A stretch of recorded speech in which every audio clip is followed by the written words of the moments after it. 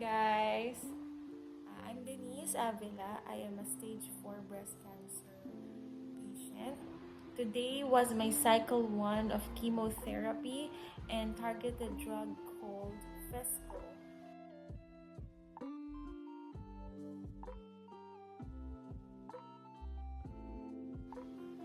Nakauwi na ako ng house and so far, wala pa naman akong nararamdaman na any side effect. Just in case, magkaroon ako ng nausea, pagsakit ng tiyan, pagsakit ng ulo, pag-vomit, or kahit ano pang hindi magandang pakiramdam, bibigyan ako ng proper medicine na ka-prepare na sila. So, for this video, isa-isahin ko siguro yung mga magiging side effects sa akin for, let's say, the cycle, for the entire cycle of 5 to 7 days. I will get back to you, so rest na muna ako. Bye-bye!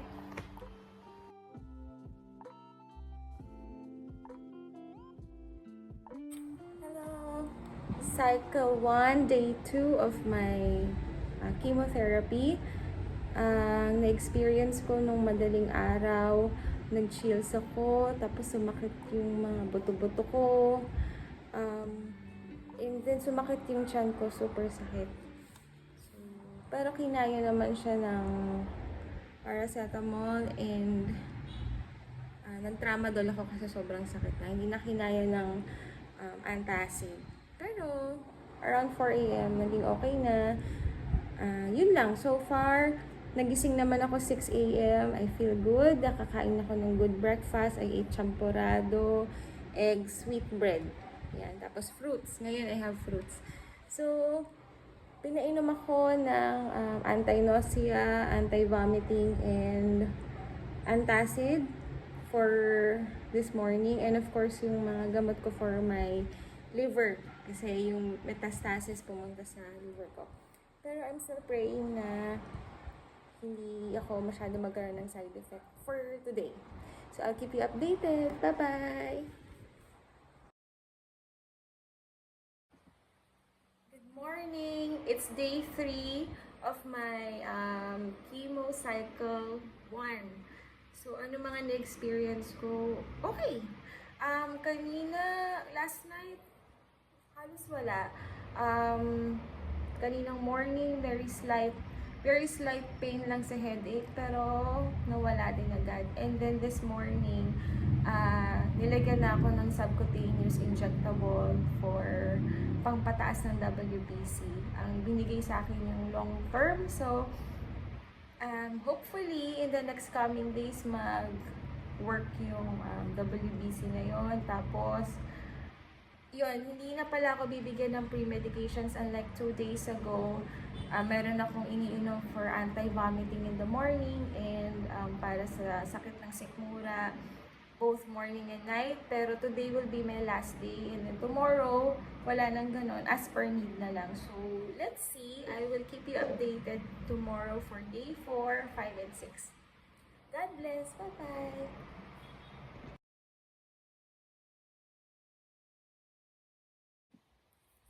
Good morning! Day 4 naman was my birthday, September 1, and we were able to celebrate my birthday, just intimate family lang.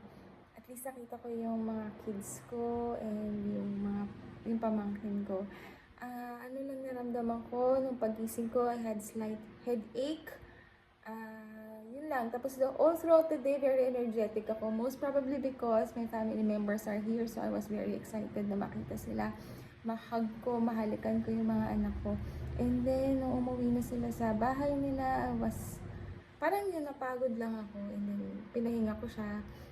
Uminom ako ng paracetamol kasi masakit yung ulo ko. Tapos, nag-shower ako. Nung gumising ako ng madaling araw, parang I feel exhausted. Nahirapan ako huminga, pero okay lang. Kaya naman. So, what I did was around 3 a.m., I went to the CR, tapos nag-pray ako, nag-read ako ng Bible. I seek God's help. Natulungan ako, and He did.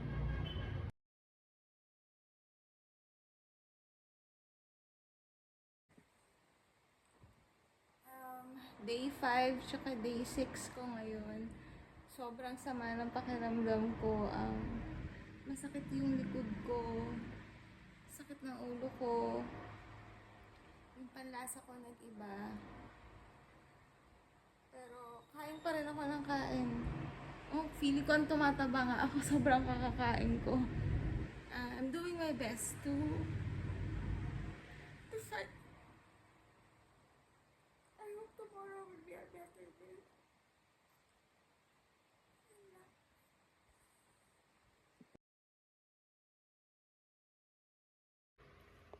Day 8 and 9 po mag-update ako na yun yung worst days. Kasi hindi pa alam kung anong bibigay sa akin na gamot at that time. So, nagkaroon ako ng nausea, pagsusuka, hilo, tapos yung sakit ng likod ko, sobra talaga, as in muscular, skeletal, feeling ko nervous system. Nagsabay-sabay siya. Sakit din ng tiyan. In-endure ko siya buong gabi. Tapos ng morning, binigyan naman ako ng oncologist ng gamot for the muscular spasm pala yun.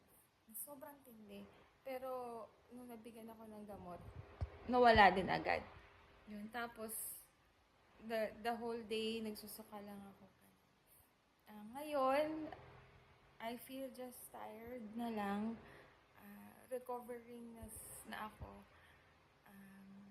Praise God, nakayanan ko yung day 8 and 9 with the help of my mama at saka si papa who were tirelessly trying to ease my pain.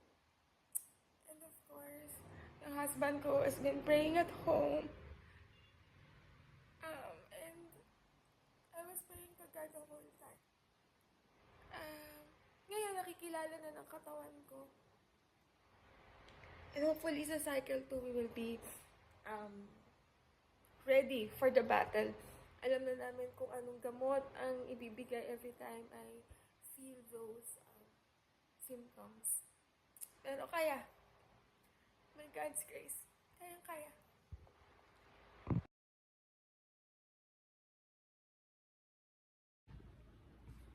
Hello! Today is day 11 of my cycle 1 chemotherapy with Phesgo targeted treatment. Kanina nagpa-blood work na ako, and then tomorrow we will meet with our oncologist to check kung okay ba yung blood ko at kung may mga i-adjust sa next chemotherapy cycle. I still feel general weakness, pero wala na masyado yung sakit ng ulo, hilo, hindi na rin ako umiinom ng anti-nausea since yesterday. Hindi na rin ako uminom ng anti-muscle and skeletal spasm since yesterday. Yun na lang. Tapos, more on, may mga singaw ako sa bibig. Doon na lang ako medyo nahihirapan. Pero overall, today I feel good. And I really feel na tapos na. Magre-recover na yung body ko starting today. So, thank you, Lord, for holding me throughout the entire cycle 1. I praise God na ramdam ko pala na lumiit yung bukol. I have 2 bukol sa breast, up and sa side. Dito talagang significant. Nung una, siya, matigas. Pero ngayon, malambot na siya. Yung sa side na malaki, dati nakaumbok din. Pero ngayon, ramdam ko talagang lumiit. And I praise God. And then, yung sa liver ko, dito, the entire cycle 1, hindi siya sumakit. So, ibig sabihin, that's a good sign na I pray. Hindi ko naman natin nakakapa kung lumiit yung mass dun sa liver. Pero, since hindi siya sumakit, I believe it's a good sign. So, overall, it was hard. I'm not saying it wasn't hard. It was really hard for 3 days. And until yung pa-recover, nangihina ako, but kaya naman. And the important thing is, God uphold me. And I'm sure by cycle 2, I will be more ready with the medications and psychologically ready, sabi din ng oncologist ko on cycle 2. And alam ko na. So, alam na natin, hopefully, ganun ulit yung cycle. Mga 3 days ako, 2 to 3 days ulit yung matindi. Tapos, wala na. And I will update you sa cycle 2 next time. Thank you for praying for me and upholding me and my family sa prayers. I want to thank Mama and Papa most especially kasi hindi talaga nila ako iniwan the entire time. Nag-around sila, hindi sila din natutulog halos.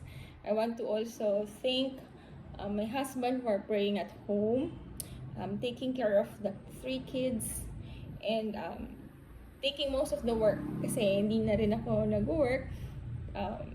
Kinuha na nila all the stress that could possibly make my health worse. And I praise God for that. Kasi because He's healing not just me, but the entire family. So with that, I would just like to say thank you and God bless everyone. Bye-bye.